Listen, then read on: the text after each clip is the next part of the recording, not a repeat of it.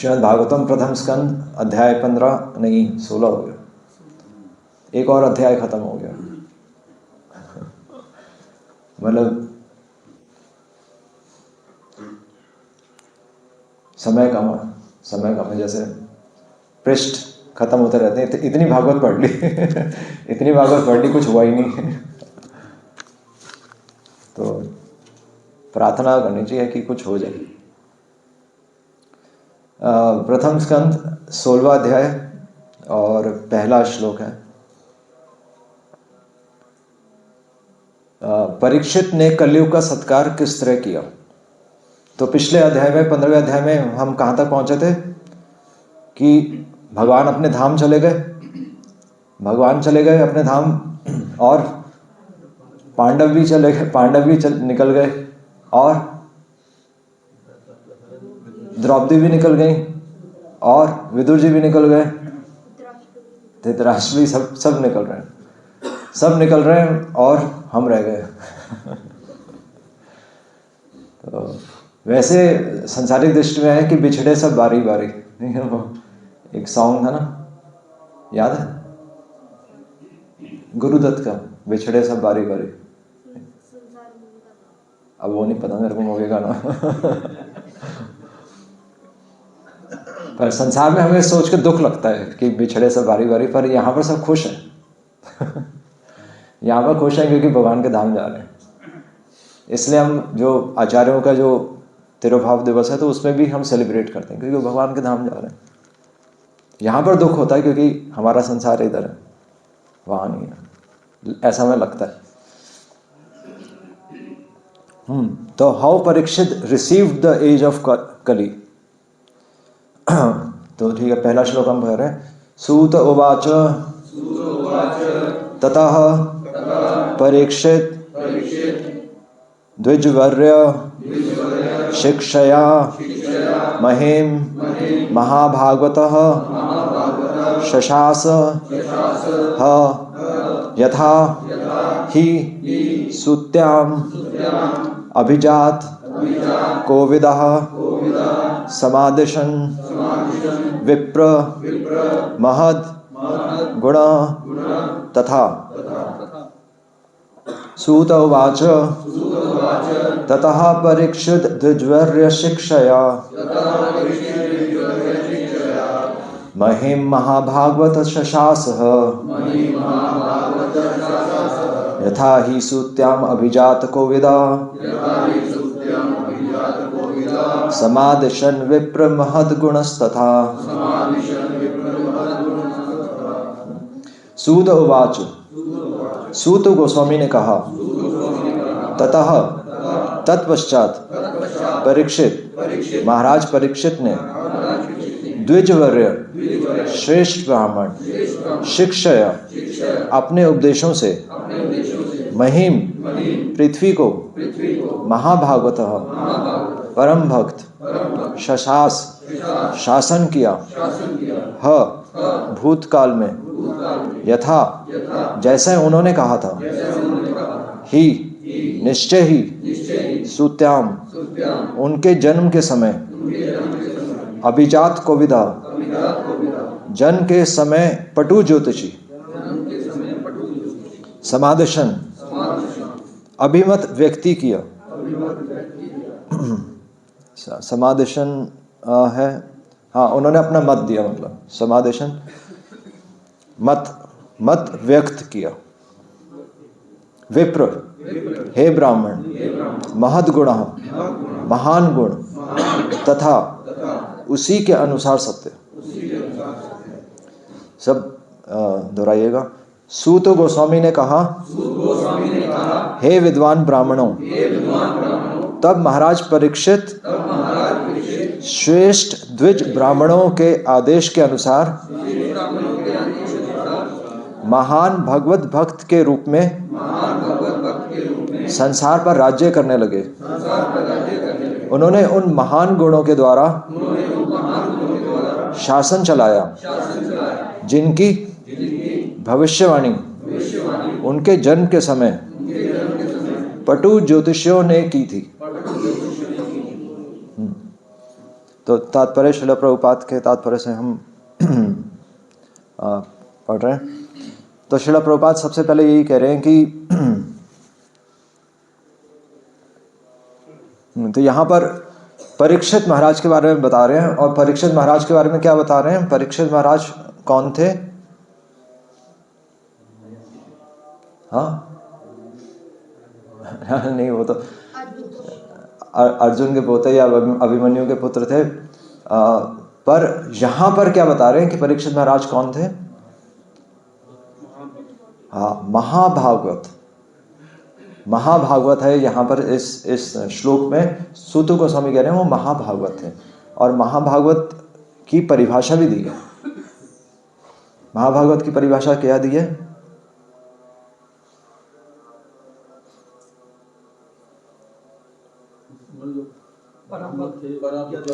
परम भक्त और पर दुख दुखी। ठीक है, हाँ, गुरु की आज्ञा से। इस श्लोक से क्या, इस श्लोक में महाभागवत की परिभाषा क्या है? श्लोक में ही दी है। ग्रेट डिवोटी तो महाभागवत हो ही गया, वो तो शब्दार्थ हो गया। इस श्लोक में महाभागवत की ऐसी परिभाषा दी है जो कि हमने कभी सोचा नहीं होगा।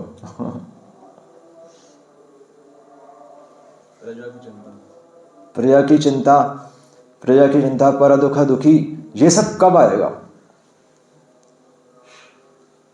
जब धर्म पालन। हाँ हाँ, तो धर्म पालन भी हम कब करेंगे? अपने मन से आंसर नहीं देना, यहीं पर है आंसर, यहीं पर है। कहीं और देखने की जरूरत ही नहीं। आपके पास भागवत है, एनसाइक्लोपीडिया, और एनसाइक्लोपीडिया में हम वही श्लोक पढ़ रहे हैं, उसी श्लोक में आंसर है। अपने अच्छे गुण भी हम कैसे डेवलप करेंगे? पॉइंट, हाँ, ये आ गया, आंसर आ गया। सुना किसी ने? यहां आ रहा है, देखिए, द्विज वर्य शिक्षया, आंसर दे रहे हैं। सूत गोस्वामी कह रहे हैं कि महाभागवत भी वो कैसे बने।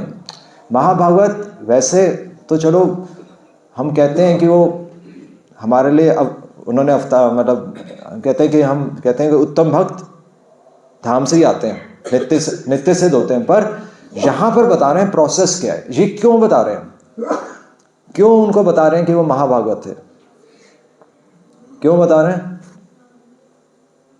मतलब हमें बता के क्या होगा? ठीक है, महाभागवत है, अब हम क्या करें? मतलब भागवत हमें क्या बता रही है? वो देखो वो महाभागवत, वो देखो वो सूरज चमक रहा है। हमें क्या बताया जा रहा है? प्रोसेस बता रहे हैं। हाँ, प्रोसेस बता रहे हैं। तो इसका मतलब क्या है? हाँ, कि हमें भी वहां तक पहुंचना है और उसका प्रोसेस बता रहे हैं। वो प्रोसेस क्या है? द्विज वर्य शिक्षया, ये प्रोसेस है। शिक्षा के द्वारा, शिक्षा के द्वारा महाभागवत बना जा सकता है। तभी तो बता रहे हैं, नहीं तो क्यों बताते? अगर कह रहे हैं भगवान है, भगवान है, तो अगर हम कुछ कर ही नहीं सकते भगवान का, तो फिर भगवान के बारे में क्यों बता रहे हैं? इसी तरह महाभागवतों के बारे में क्यों बता रहे हैं? क्योंकि ये प्रोसेस बता रहे हैं कि उन्होंने ट्रेनिंग ली थी। श्रील प्रभुपाद के जीवन में भी उनको ट्रेनिंग दी गई थी। भक्ति सिद्धांत सरस्वती महाराज को ट्रेनिंग दी गई थी। भक्ति विनोद ठाकुर ने ट्रेनिंग ली थी। नहीं, बचपन से ही थोड़ी वो कर रहे थे। उनका एक साधारण जीवन भी था। उसके बाद उन्होंने प्रयास किए, प्रयास करने के बाद फिर उन्होंने भगवान के नाम का प्रचार किया। तो यहाँ पर भी बता रहे हैं कि परीक्षित महाराज को ट्रेनिंग मिली थी, और यही बता रहे हैं कि इसलिए ये परिभाषा है फर्स्ट क्लास डिवोटी की, कि फर्स्ट क्लास डिवोटी की ट्रेनिंग लेता है द्विज वर्य। किससे ट्रेनिंग लेता है? श्रेष्ठ ब्राह्मणों से ट्रेनिंग लेता है। श्रेष्ठ ब्राह्मण यानी कि वैष्णवों से ट्रेनिंग लेता है, शिक्षा लेता है उनसे। इसलिए तो बता रहे हैं। और तब उन्होंने महिम पूरी पृथ्वी पर शासन किया। मतलब ट्रेनिंग के बाद फिर व्यक्ति वास्तव में दूसरों के कल्याण के बारे में सोच सकता है। ये हम जो बात कर रहे थे ना, पर दुख दुखी, तो वो पर दुख दुखी कब आएगा? जब हमें कोई बताएगा तभी तो होगा, नहीं तो हमारे अंदर से अभी नहीं आएगा ना। जब हम उनके गुणों के बारे में पढ़ेंगे, सुनेंगे, तभी तो एक इच्छा प्रकट होगी कि मेरे जीवन में भी ऐसे गुण आए, बल्कि मेरे जीवन में ऐसे गुण क्यों नहीं है। तो यही, इसलिए भागवत में भगवान और भगवान के भक्तों की चर्चा इसलिए है क्योंकि वो गुण हमारे अंदर आए। अगर हम इस तरीके से नहीं सुनेंगे तो फिर हम कुछ, हमारा जीवन अलग चलेगा और ये स्टोरी अलग चलेगी और हम फिर बस ताली बजाते रह जाएंगे। ऐसा नहीं है, ये हमारे जीवन में उतारने के लिए। इसलिए तो कह रहे हैं कि ततः परीक्षित द्विजवर्य शिक्षा, पहले ही सबसे पहली पंक्ति में ये क्लियर कर दिया और उसके बाद फिर उनको बोला है कि वो महाभागवत है। और ऐसा महाभागवत शशास्त्र, वास्तव में शासन, शासन मतलब श्रील प्रभुपाद एक और चीज लिख रहे हैं, वो शिक्षा भी कहां से आ रही है, वो शिक्षा कहां से आ रही है? हाँ, श्रेष्ठ द्विज ब्राह्मणों से। बल्कि श्रील प्रभुपाद सबसे पहले यही समझा रहे हैं कि द्विज मतलब क्या होता है? ज मतलब जन्म, ज मतलब जन्म, द्विज मतलब दूसरा जन्म। तो श्रील प्रभुपाद कह रहे हैं कि एक प्रवचन में कह रहे हैं कि पहला जन्म तो जानवर का भी होता है, और जिसका सिर्फ एक बार जन्म हुआ है तो वो तो जानवर के समान है, कैट्स एंड डॉग्स। इसलिए दूसरा जन्म होना बहुत जरूरी है ना। और दूसरा जन्म क्या होता है? संस्कार, संस्कार। इसलिए हमारा जब हम दीक्षा बोलते हैं तो दीक्षा मतलब, दीक्षा से जो द मतलब क्या होता है? द मतलब होता है कि द से दिव्य ज्ञान, यानी कि इस संसार से निकलने का जो ज्ञान जब व्यक्ति को दिया जाता है तब उसका दूसरा जन्म होता है। और जब व्यक्ति दृढ़ हो जाता है तब वो फिर दीक्षा ग्रहण करता है। दीक्षा काले भक्त करे आत्मसमर्पण। जब तक हम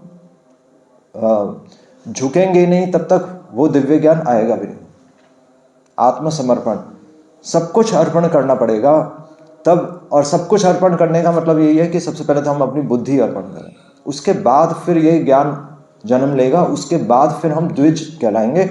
उस द्विज में भी द्विजवर्य, उनमें भी जो जिनको ये ज्ञान है उनमें भी जो सबसे श्रेष्ठ हैं, यानी कि वैष्णव, तो उनसे उन्होंने ये ज्ञान लिया और फिर ये शिक्षा उन्होंने अपनी प्रजा पर अप्लाई की, है ना। इसलिए यहां पर श्रील प्रभुपाद लिख रहे हैं, एक तो उन्होंने द्विजवर्य ब्राह्मणों से ज्ञान लिया, दूसरा शास्त्रों से।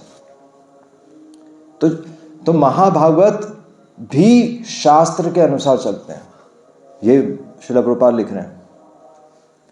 जो ब्राह्मण खुद, जो द्विजवर्य, जो श्रेष्ठ ब्राह्मण थे, वो भी शास्त्रों से परीक्षित महाराज को शिक्षा दे रहे हैं, मतलब अपने मन से नहीं दे रहे। तो हम सोसाइटी में देख सकते हैं ना, जो शास्त्रों से प्रमाण नहीं दे रहा, जो शास्त्रों के अनुसार नहीं चल रहा, वो अपने मन से चल रहा है, और वो प्रोसेस नहीं है। प्रोसेस है शास्त्रों से, और जिनको अनुभव है उनसे फिर ये ज्ञान लिया जाता है और समझा जाता है। और बल्कि श्रील प्रभुपाद लिख रहे हैं, ऐसे जो श्रेष्ठ ब्राह्मण हैं वो कभी भी, श्रील प्रभुपाद लिख रहे हैं कि they did not accept any salary, कि उनको कोई वेतन नहीं मिलता था। जो द्विजवर्य, जो सबसे श्रेष्ठ होंगे, मतलब आप देखिए कितनी अच्छी शिक्षा है, जो ब्राह्मणों में भी सबसे श्रेष्ठ होगा वो कभी भी सैलरी नहीं लेगा, वो कभी अपना वेतन नहीं लेगा। तो हम, इसलिए लोग सेवा करते हैं, बस सेवा के बदले अगर हम कुछ मांग लें तो वो तो वेतन हो गया, या हम कुछ इच्छा कर ले तो वो वेतन हो गया, तो वो श्रेष्ठ, हम श्रेष्ठ नहीं रहे। तो प्रोसेस यही है, मतलब बहुत अच्छा प्रभुपाद समझा रहे हैं कि, और सबसे श्रेष्ठ ब्राह्मण वेतन क्यों नहीं लेता? एक तो है कि धर्म कहता है कि जहां पैसा आ गया वहां पर आपका स्वार्थ आ गया, आपने वेतन ही ले लिया। और हाँ, श्रील प्रभुपाद कह रहे हैं, उससे भी एक और लिख रहे हैं, क्या श्रील प्रभुपाद लिख रहे हैं कि एक श्रेष्ठ ब्राह्मण, एक वैष्णव वेतन क्यों नहीं लेता? हाँ, प्रभुपाद यही लिख रहे हैं कि उसको जरूरत ही नहीं। जैसे हम सनातन गोस्वामी के बारे में भी एक स्टोरी सुनते हैं ना, कि सनातन गोस्वामी के पास एक व्यक्ति आया, उसने सुना था कि उनके पास एक चिंतामणि पत्थर है। सनातन गोस्वामी ने कहा वो कूड़े के ढेर पे पड़ी है। वो लेकर बाहर चला, उसने रास्ते में सोचा कि सनातन गोस्वामी ने इतनी कीमती चीज़ कूड़े के ढेर में क्यों डाली हुई है? तो वो वापस आ गया सनातन गोस्वामी के पास। सनातन गोस्वामी कहा मेरे पास इससे भी कीमती चीज़ है, मैं इसलिए मैंने इसको कूड़े में डाल दी। तो कीमती चीज़ क्या थी? भगवान का नाम। भगवान का नाम जिसके पास है, फिर उसको इन सब चीज़ों में आकर्षण नहीं होता, उसको ज़रूरत ही नहीं है वेतन की। वेतन की किसको ज़रूरत है? जिसको संसार में चीज़ें इकट्ठी करनी है, जिसको संग्रह करना है, उसको वेतन की ज़रूरत है। इसलिए वो श्रेष्ठ नहीं रहता, क्योंकि उसका आकर्षण ही संसार में। वो महाभागवत कभी नहीं बन पाएगा, वो वैष्णव नहीं बन पाएगा। संसार की कोई भी वस्तु हमें आकर्षित कर रही है तो वो हमें नीचे खींचती है। इसलिए हमारी ट्रेनिंग है समदर्शी। हमारी ट्रेनिंग है समदर्शी कि ये संसार में ठीक है, सब चीज़ें चल रही हैं, चलती रहने दो, इन सब चीज़ों की वैल्यू नहीं है, इन सब चीज़ों की वैल्यू नहीं है, ये चीज़ें इंपॉर्टेंट है ही नहीं। किसी ने मेरे को पूछा नहीं पूछा, कोई बात नहीं, चलते रहने दो। कल भी हम ये डिस्कस कर रहे थे ना कि ऐसा हम कुछ करके जाएं कि भगवान वास्तव में हमारे दर्शन करें। हम भगवान के दर्शन ना करें, भगवान हमारे दर्शन करें, ऐसा कुछ हम कर जाएं। तो श्रील प्रभुपाद यही कह रहे हैं कि ये मनुष्य जीवन का ये वास्तव में लक्ष्य है। तो जहाँ पर श्रील प्रभुपाद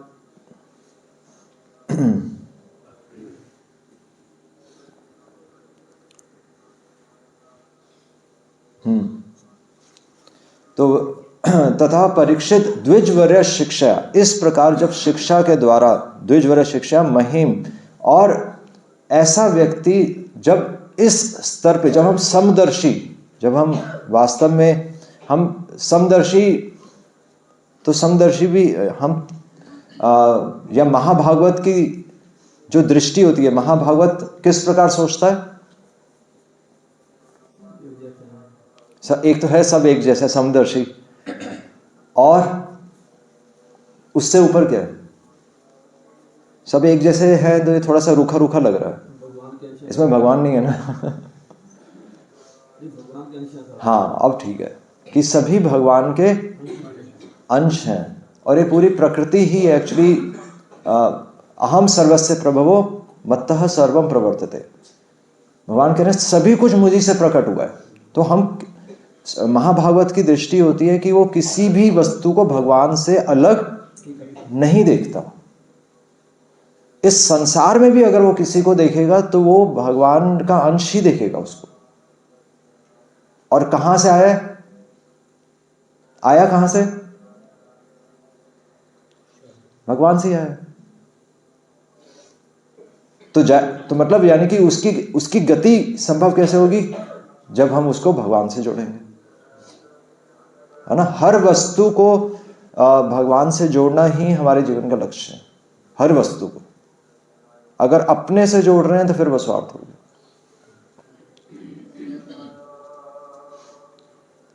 इसलिए पिछले श्लोक में भी आ रहा था ना कि भागवत प्रियाणाम कि वो वस्तु हम वैसे जोड़कर देख रहे हैं, पर वो वस्तु एक्चुअली भगवान की प्रिय है।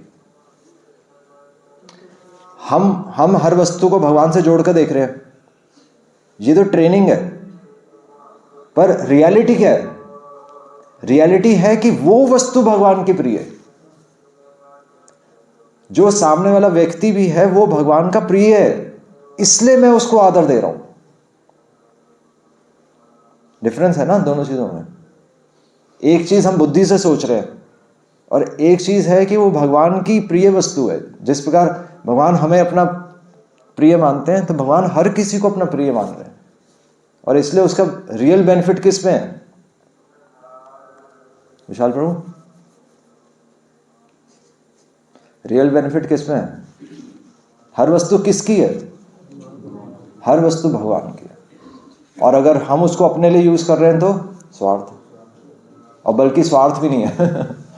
भगवान की वस्तु अपने लिए यूज कर रहे हैं, हाँ, पाप है, महापाप है। और इसलिए भगवान भगवद गीता में कह ही रहे हैं स्तेनैव सह।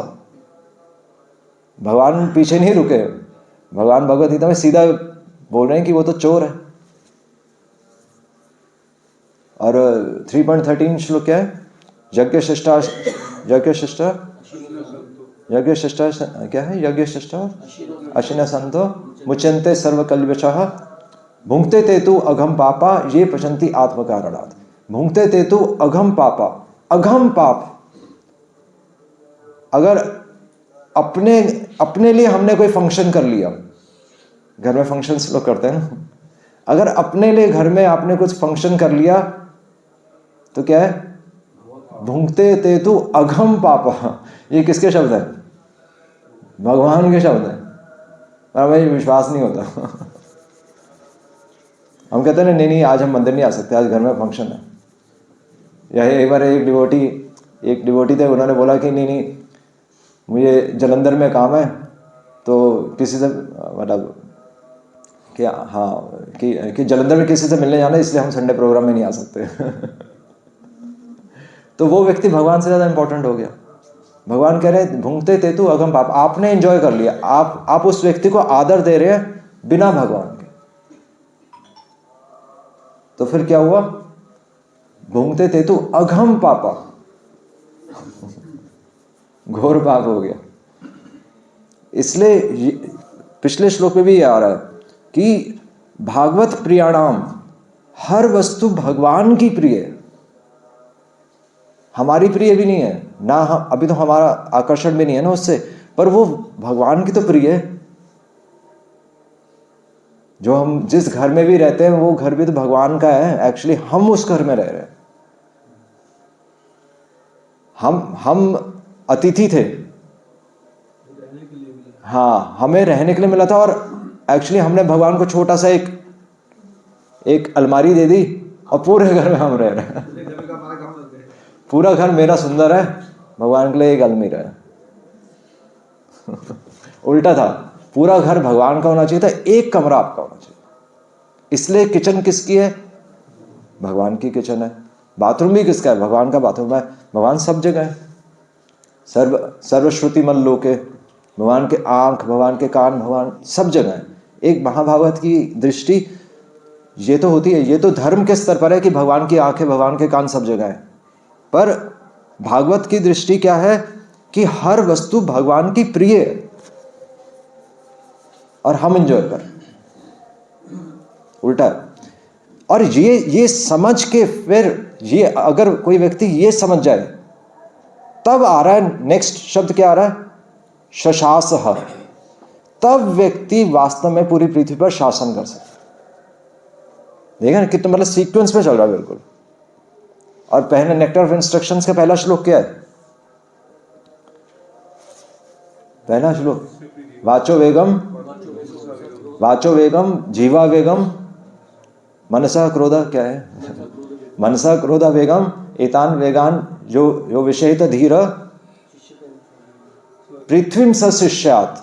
जिसने अपनी इंद्रियां कंट्रोल में कर ली, जिसने अपनी इंद्रियां संयम में कर ली, जिसने भगवान का संबंध समझ लिया कि ये भगवान की वस्तु है और बल्कि भगवान को प्रिय है, वो पूरी पृथ्वी पर वास्तव में शासन कर सकता है। और शासन मतलब हाँ, गाइड कर सकता है। शासन मतलब होता है शास्त्रों के आधार पर, अपने मन से नहीं। तब इसलिए यहां पर आ रहा है महिम। महिम मतलब पूरी पृथ्वी के राजा थे परीक्षित महाराज, है ना। तो पूरी पृथ्वी पर या पृथ्वी को गाइड हम किसी दूसरे व्यक्तियों को गाइड कब कर सकते हैं? जब ये दृष्टि आएगी।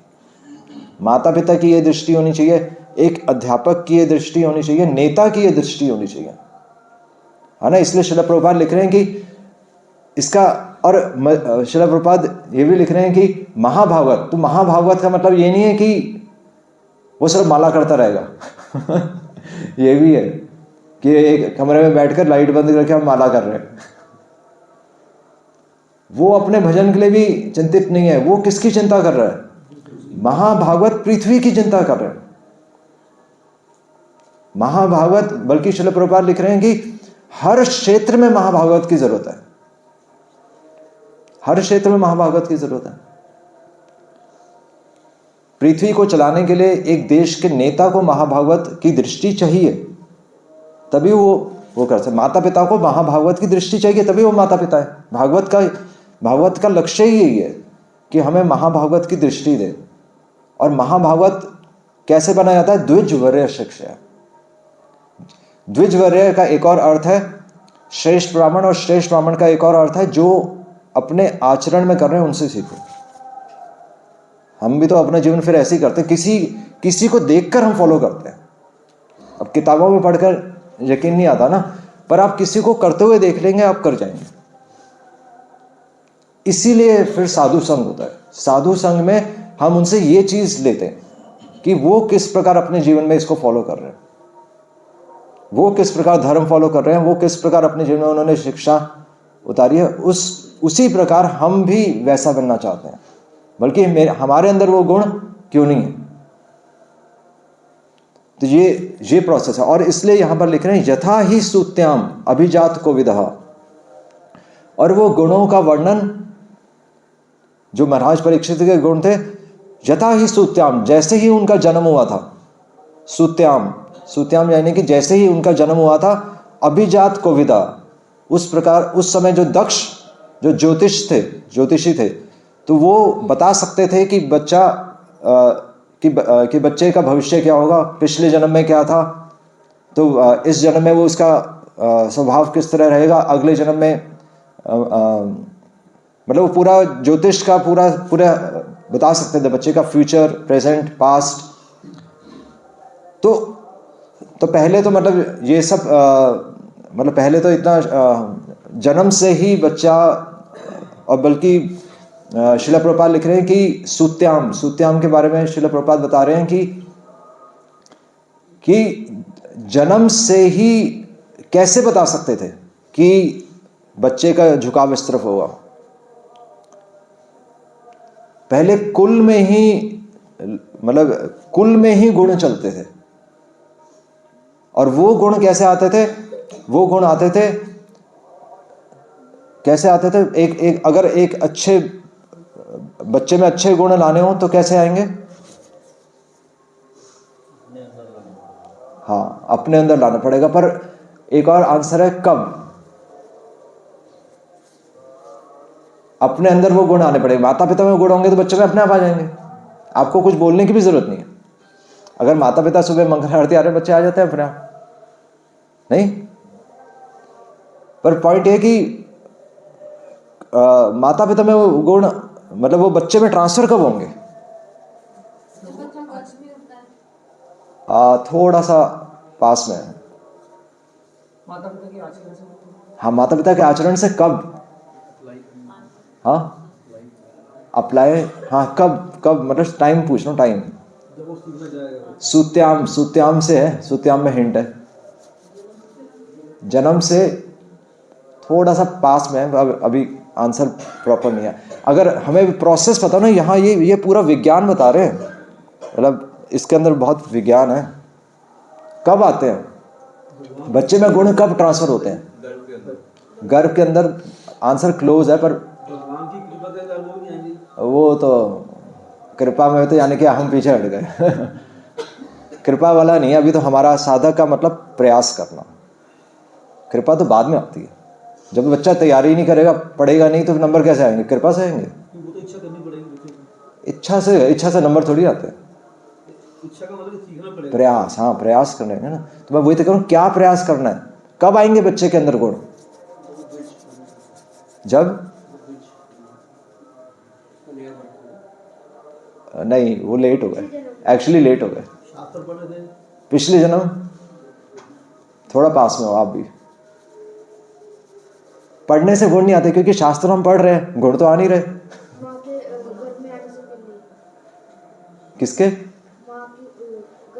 माँ के गर्भ में आने से पहले आप बिल्कुल पास में आ गए हो। पिछले जन्म से आप पास में हैं।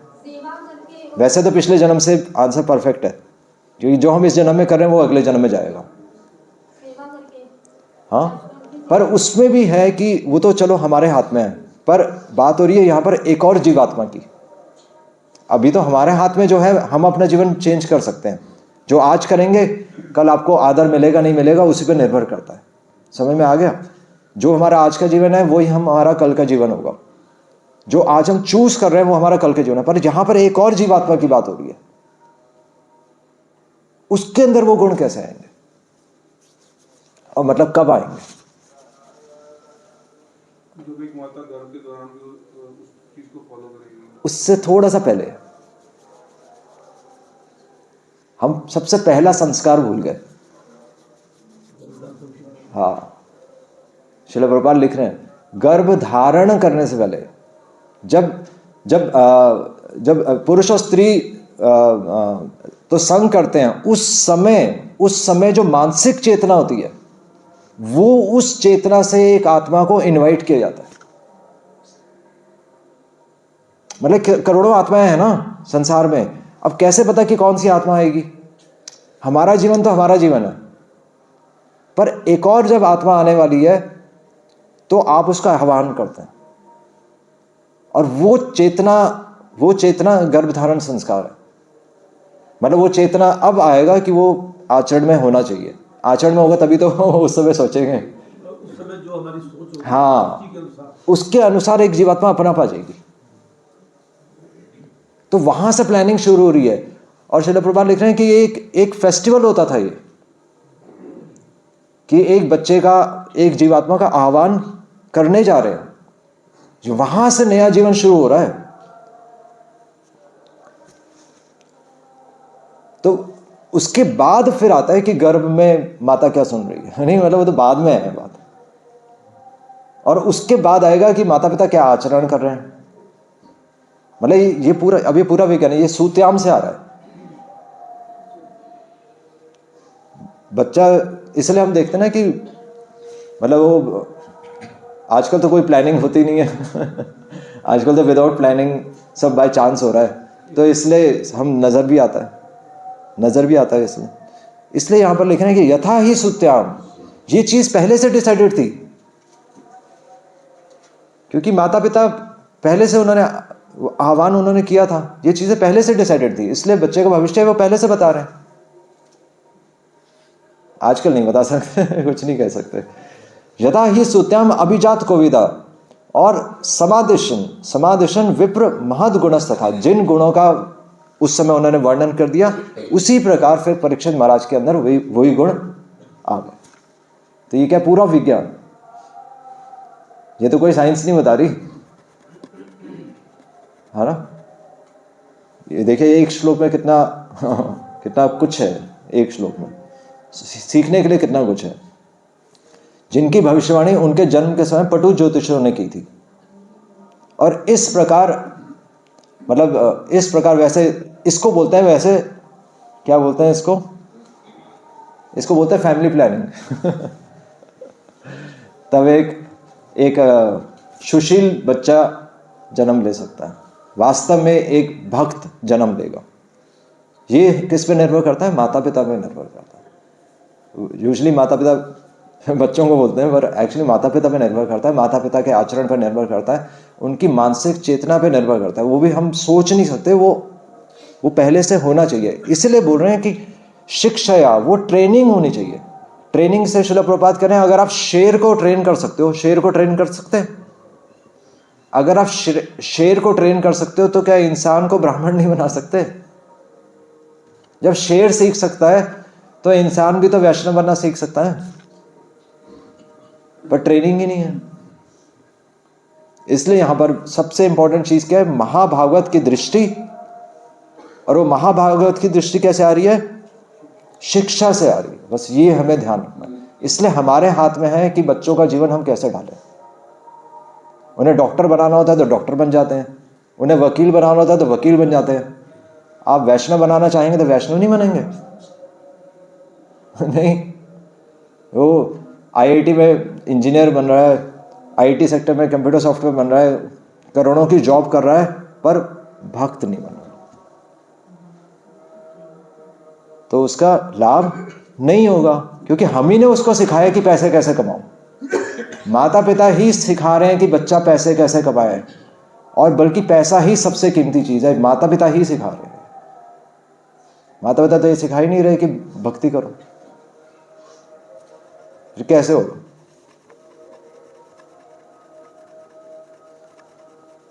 जो हम सिखाएंगे वही बनेगा बच्चा। इसके उलट भी होता है, क्या होता है? इसके उलट भी हो जाता है कई बार। क्या होता है? उलट तो तब होता है ना क्योंकि हम, बच्चा करता कुछ है। हमारी चेतना, वही तो मैं कह रहा हूँ, प्लानिंग ही नहीं थी।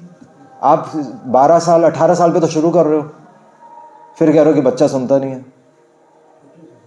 शुरू कहाँ से करना था? हमारे आचरण में तो कभी आया नहीं ना, तो फिर कैसे हो जाएगा? जब बच्चा पूरा ढल गया, जब हड्डियां तक उसकी मतलब नहीं खिंच सकती, उसका शरीर मतलब शरीर जाम हो जाता है ना समय के साथ, तो ये कैसे हिल जाएगा? जैसे प्रभु जी नरकासुर की उदाहरण भी तो है, वो भी तो असुर बन गया है। यहाँ कितने उदाहरण हैं? वहां जा रहे वो तो भगवान की लीला में ही है ना, वो तो भगवान ने एक प्लानिंग की है ना, वो तो हमें दिखाने के लिए प्लानिंग की है। इसका मतलब ये थोड़ी कि वो वही विधि है, हर किसी का बच्चा थोड़ी असुर बन रहा है। आजकल तो सब असुर ही है सब। जो चीज़ हम कर सकते हैं वो करें ना, वो तो एक्सेप्शनल केसेस है, वो तो एक्सेप्शनल केसेस है, और उसमें भी फिर भगवान की प्लानिंग होती है। जैसे भगवान के धाम से ही जय विजय नीचे आ गए, अब हम ये कहेंगे कि भगवान के भक्ति असुर बन गए तो हम भी ये भक्ति करें, ऐसे थोड़ी ना एग्जाम्पल्स कोट कर सकते हैं। जो चीज़ शिक्षा दी जा रही है वो लेनी है हमें, अपना इंटरप्रिटेशन नहीं निकालना। तभी तो कह रहे हैं कि टीचर से सीखो, वरना हम कुछ का कुछ निकाल लेंगे। हम कहेंगे परीक्षित महाराज तो भक्त थे, देखो सांप ने काट लिया, मैं नहीं भक्ति करता भी मेरे को भी सांप काट लेगा। ये तो कुछ नहीं निकाल सकते हैं, अपने मन से नहीं निकाल सकते हम कुछ भी निष्कर्ष। जब तक आचार्य नहीं बोल रहे, जब तक शास्त्र नहीं बोल रहे, तभी बोला गया हमेशा शास्त्रों के आधार पे। महाभागवत भी शास्त्रों के आधार पर ही चल रहा है। यही प्रोसेस ही है।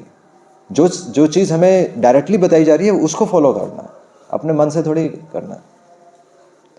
तो ये सिंपल चीज़ है, बहुत बहुत इंस्ट्रक्टिव, बहुत मतलब अच्छा ये प्रभुपाद ने इसमें कवर किया। आप इसका तात्पर्य पढ़िएगा, प्रभुपाद के लेक्चर्स भी हैं इस पर, तो सुनिएगा, बहुत अच्छा है।